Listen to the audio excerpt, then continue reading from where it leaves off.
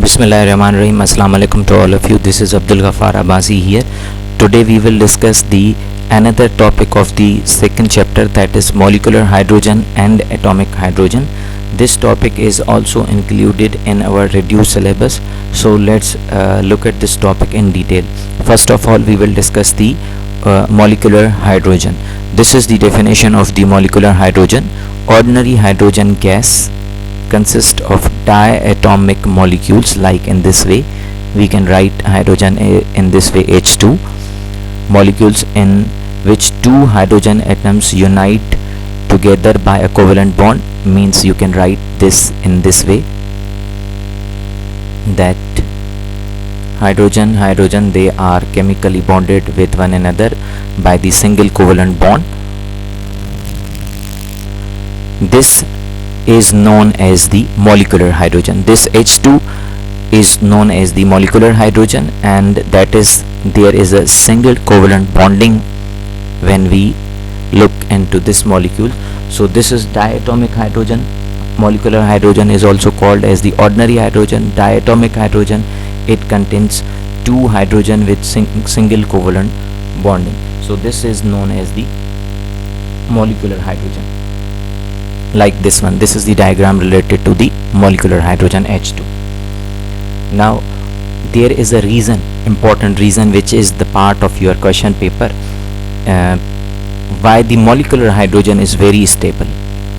What is the reason that molecular hydrogen is very stable and atomic hydrogen is not stable, it's unstable? What is the reason?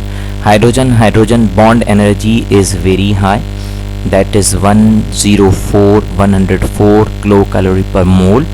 Due to high bond energy, molecule of hydrogen is very stable and it does not react under the ordinary conditions.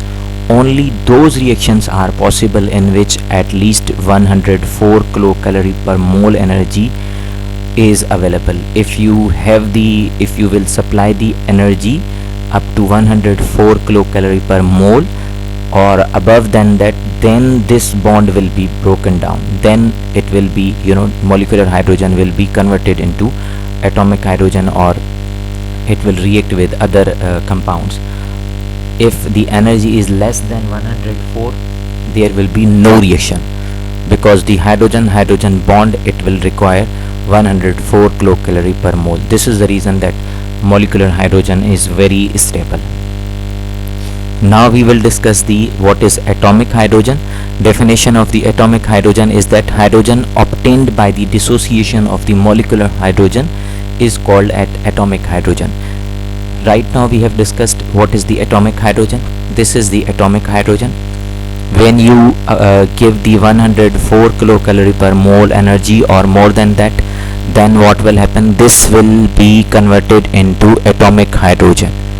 And this when you break the molecular hydrogen, and the result which you get hydrogen, that will be atomic hydrogen. Atomic hydrogen is very energetic, very reactive, it has very short life. These are very important points.